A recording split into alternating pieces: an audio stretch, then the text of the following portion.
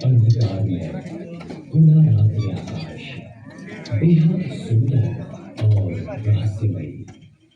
प्राचीन मिथक अलाव कहानियां मानव के लिए हमेशा से ही जिज्ञासा एवं कौतूहल का विषय रहा है। आरंभ से ही मनुष्य राज्य में बदलाव, जैसे ग्रहों की परेड, चंद्रमा की बदलती कलाओं और यदा कदा आकाश में चमकते हुए उल्कापिंडों से अवगत होता रहा है।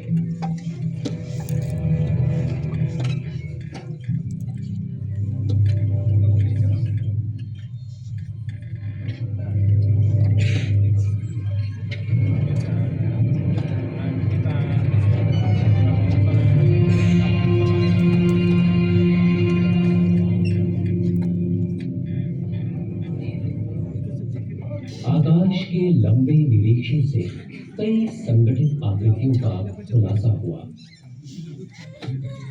जिससे कभी कैलेंडर बने।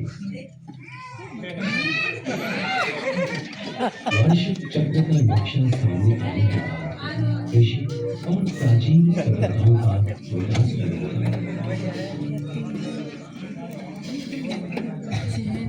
उसी दौरान आकाश के कुछ तारों को जोड़कर विभिन्न आकृतियों की कल्पना की गई। इन्हीं आकृतियों की मदद से जहाज संचालन को बढ़ावा मिला, जिससे व्यापार का विस्तार हुआ। प्राचीन दौर के खगोल वैज्ञानिकों को आकाश के स्वरूप, पुरानी व्यवस्था और वास्तविक नीति का पता नहीं था। वैज्ञानिक और फिलोसफर्स ब्रह्मांड की पौराणिक कथाओं से बुने हुए जाल में पूरी तरह से बंधे हुए थे।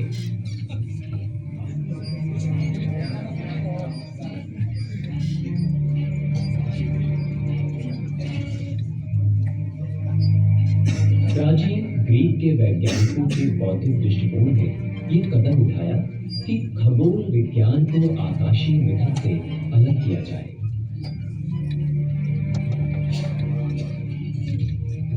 उस समय के महान बुद्धिजीवी जैसे पाइथागोरस, इराटोस्थेनेस, अपोलोनियस और टॉलमी ने पूरे खगोल विज्ञान के निर्माण में सहायता की, जो कि खगोलीय घटनाओं की भविष्यवाणी करने में सक्षम थे। हमारे ग्रह के चारों ओर आकाशीय पिंडों की आभासीय गति के निरीक्षण के बाद प्राचीन ग्रीक के खगोल वैज्ञानिकों ने पृथ्वी को ब्रह्मांड के केंद्र में रखकर जियोसेंट्रिक या भूकेंद्रित प्रणाली बनाई। ग्रीक के पहले खगोल वैज्ञानिक एरिस्टोटलस ने हीलियोसेंट्रिक या सूर्य केंद्रित मॉडल का प्रस्ताव रखा, जिसमें पृथ्वी की जगह सूर्य को ब्रह्मांड के केंद्र में रखा गया। सैकड़ों साल अनदेखा करने के बाद 16वीं सदी में कोपरनिकस व केपलर जैसे महान खगोल वैज्ञानिकों ने एरिस्टोटलस के इस राय को पुनर्जीवित किया। डेनमार्क के खगोल वैज्ञानिक टाइको ब्राहे ने कई सालों के निरीक्षण के बाद गणित के पक्ष द्वारा हीलियोसेंट्रिक सूर्य प्रणाली को नई दिशा दी। इस प्रणाली के अनुसार पृथ्वी को मिलाकर सभी ग्रह सूर्य के चारों ओर परिक्रमा करते हैं। 1609 गैलीलियो ने दूरबीन को पहली बार आकाश की ओर मोड़ा। ऐसा करने से उन्होंने ज्ञात ब्रह्मांड की सीमाओं को और हमेशा के लिए पुराने भूकेंद्रित सिद्धांतों को मिटा दिया।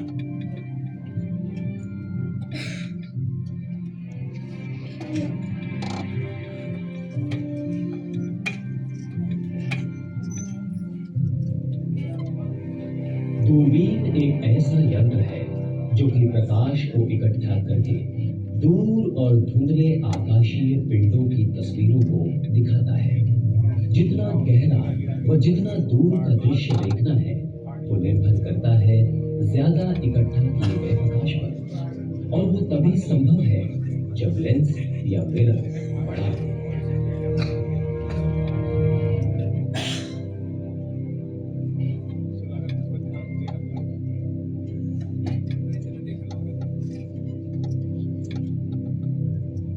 आज वैज्ञानिकों के पास कई बड़ी दूरबीनें हैं जो अत्याधुनिक सॉफ्टवेयर से चलती हैं, जिससे ब्रह्मांड को समझना और उसके राज को जानना बहुत आसान हो गया है।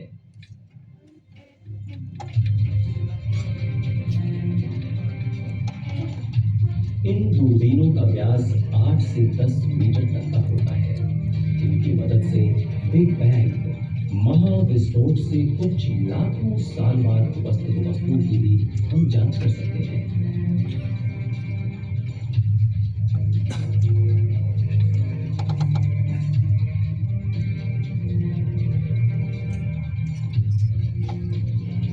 अच्छे परिणामों के लिए इन विशाल दूरबीनों को कई बार दूर पहाड़ों पर वायुमंडल के कवच से ऊपर लगाया जाता है, जिससे शहर की रोशनी के प्रदूषण से बचा जा सके।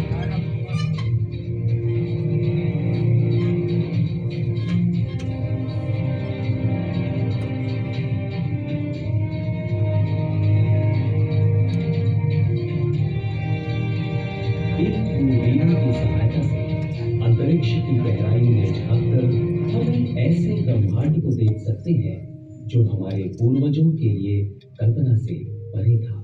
एक ऐसा सक्रिय प्रचंड ब्रह्मांड जहां तारों के जन्म व मृत्यु के खेल के पैमाने हमें विनम्र कर देते हैं।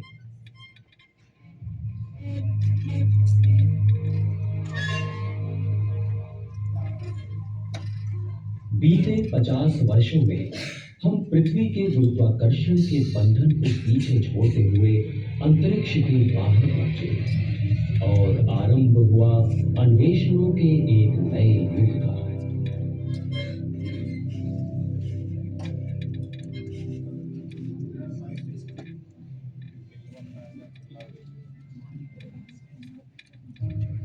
धन्यवाद उन अंतरिक्ष कार्यक्रमों का जिनकी वजह से हमने अपने ग्रह पृथ्वी को एक बाहरी दृष्टिकोण से देखा।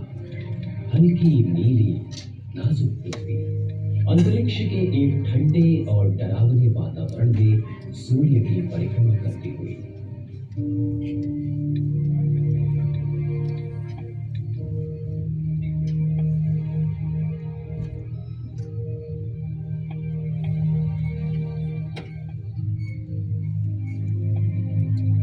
स्पेस टेक्नोलॉजी या अंतरिक्ष प्रौद्योगिकी ने तौर तरीकों की दुनिया को देखने का नजरिया ही बदल दिया। जो दुनिया केवल मानचित्रों तक ही सीमित थी, अब वो इस विशाल अंतरिक्ष में एक छोटी व असाधारण वस्तु बनकर रह गई।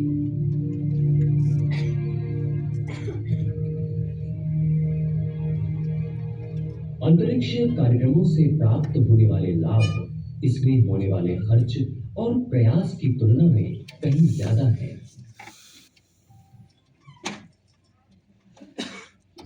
अंतरिक्ष की खोज ने तकनीकी या टेक्नोलॉजी को बढ़ावा दिया, जिसकी वजह से हमने दूरबीन को भी पृथ्वी के वायुमंडल के ऊपर लगा दिया है। जिन तरंगों में वातावरण को पार करने की क्षमता नहीं है, ये अंतरिक्ष दूरबीनें उन तरंगों का निरीक्षण कर ब्रह्मांड को भी साफ साफ चित्रित कर सकती है। गैलीलियो की साधारण दूरबीन से लेकर हबल अंतरिक्ष दूरबीन तक दूरबीनों की एक एक पीढ़ी ने ब्रह्मांड पर नए नए दृष्टिकोण देते हुए हमारे सिद्धांतों को चुनौती और धीरे धीरे समझ में आने लगा कि हम ब्रह्मांड में अपनी आकाशगंगा के केंद्र में भी नहीं है, बल्कि इस विशाल मंदाकिनी के एक कोने में स्थित है।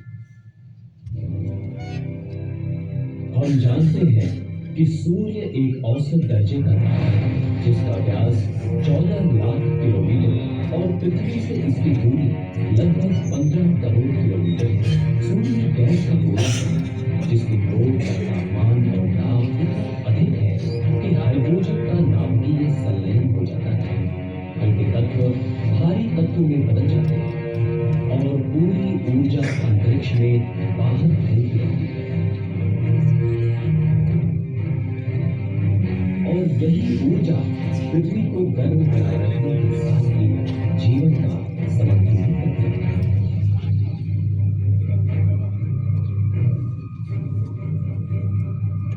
समय समय पर सूर्य की सतह पर शक्तिशाली स्थानीय चुंबकीय क्षेत्र बनने के कारण सनस्पॉट्स बन जाते हैं और ऊर्जा इकट्ठा हो जाती है।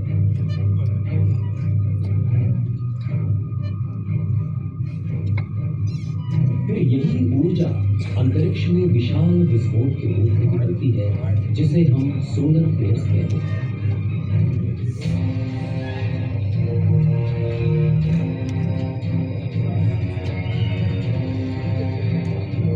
इन फ्लेयर्स के फटने के साथ ही उच्च ऊर्जा वाले आयनिक कण भी अंतरिक्ष में बाहर आ जाते हैं, जो कभी-कभी पृथ्वी पर पहुंचकर दूर संचार को बंद हो जाते हैं। लेकिन इसके साथ साथ अति सुंदर उत्तर और पश्चिम ध्रुवीय जोड़ भी दिखाई देते हैं। अभी तो सूर्य स्थिर अवस्था में है। शायद 5 अरब साल तक ऊर्जा की जरूरत